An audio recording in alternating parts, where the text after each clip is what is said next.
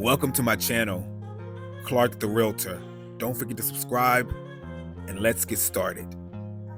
Play this clip and we are going to get into it. Right, so when you buy something, it's yours, but that's not always the case when you buy a home.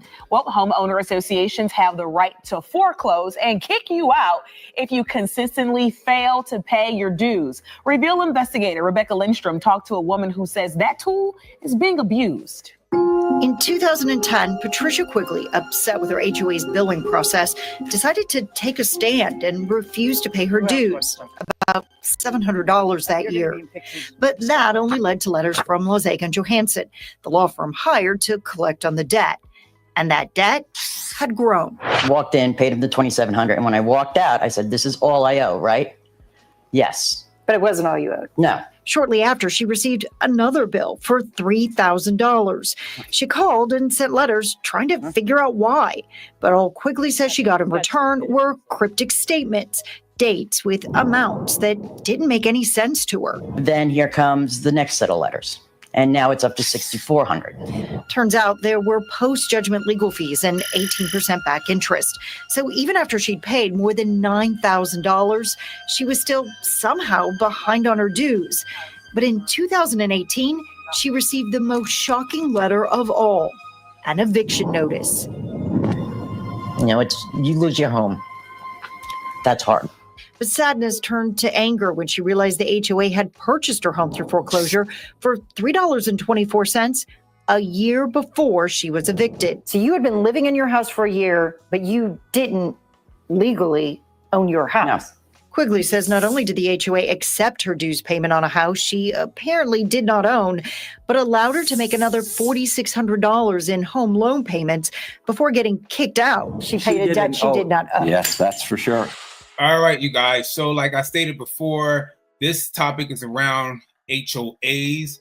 And so, yes, an HOA can foreclose on your home. A lot of people might not know this, but if you have excessive fines put against your home and you do not pay those fines, an HOA can foreclose on your home. They can buy your property, and then like they did with her, they let her stay in the property. She did not know that they bought her property about a year ago for $3.24. And then as she was paying back those fines per se, they then decided once that payment was made, they wanted to evict her and get her out the property because she actually became a tenant of her own property that she bought. I've seen a couple of people talking about how HOAs are fining people unjustly.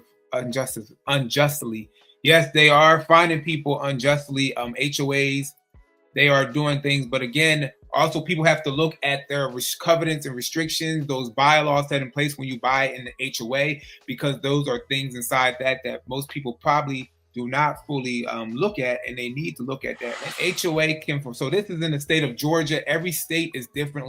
As far as what amount can an HOA go about trying to foreclose on your house if you don't pay. So it says an HOA can foreclose on your home if you default on your assessments and the lien is at least $2,000. This is in the state of Georgia.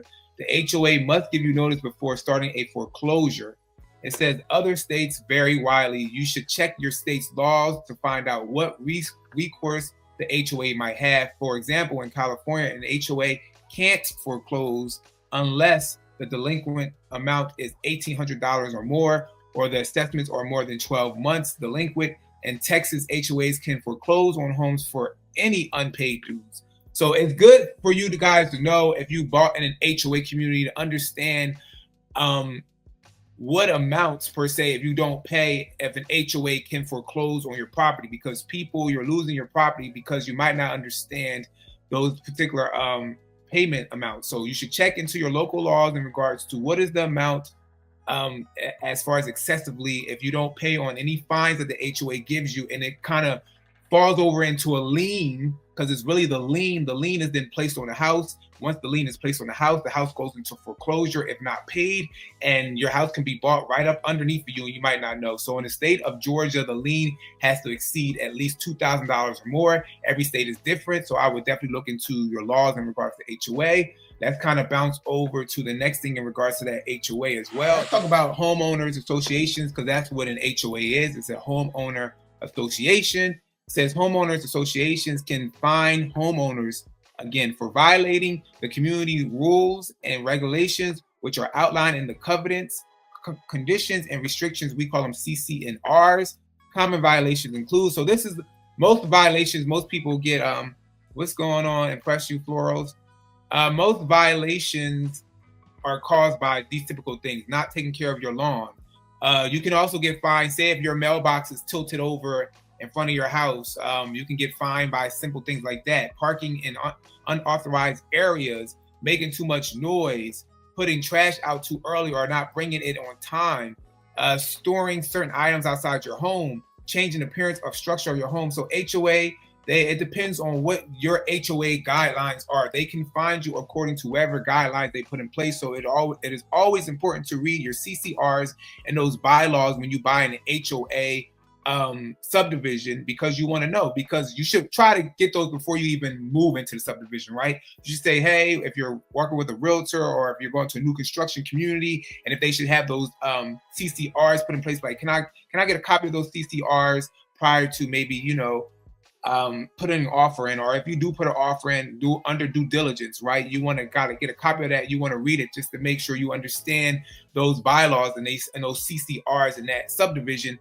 because it might be something that's simple. I've seen someone said the HOA required them to put their garage door down, and because they didn't put their garage door down, they were fined over and over again. So you want to just kind of get more, you want to understand more about that HOA, whatever you're moving into the community, understand their CC&Rs, those bylaws. If you guys don't know, if you're in Florida, Florida has actually fought against the HOAs just recently.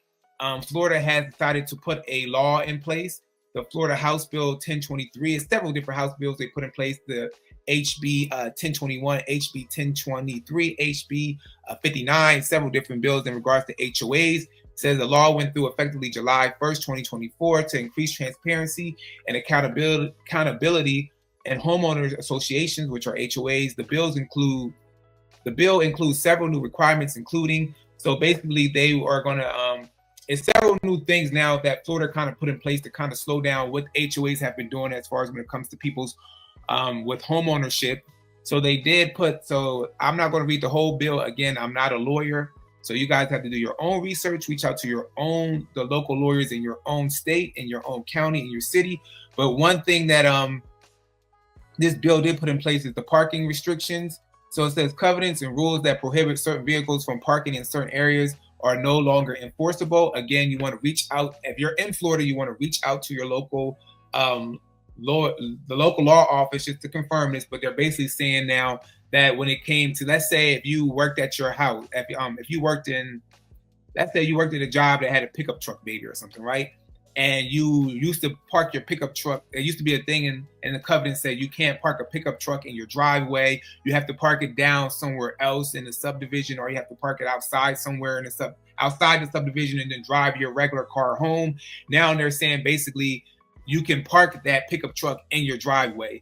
No, the HOA is no longer basically in control of what type of vehicle you could park in your driveway. But again, get clarity about this with your local, attorney in your area, just to get more clarity in Florida, because I'm not in Florida. I don't live in Florida, but I know Florida has taken the first steps to try to kind of control what the HOAs have been doing down in that Florida area. And let's talk about this other part of the House bill that the HOA had in place in Florida as well, in regards to, I don't know if you guys can see this, but there also was ordinances around trash cans being on the curb. So say on July 1st, Governor Ron DeSantis, we're going to go down here. The new law, this is in regards to HOAs again, the new law allows more freedom for residents such as backyard clotheslines, trash cans on curbs, and no fines for leaving trash cans out too long.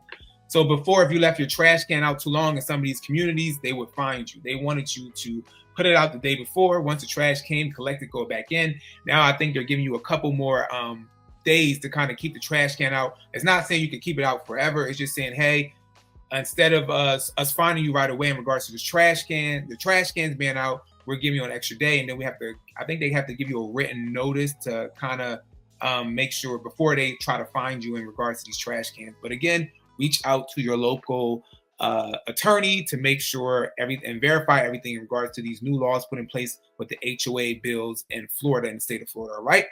So that is about HOAs. If you guys have anything that you want to say in the comments about HOAs, put them below. Thanks for watching. Don't forget to subscribe.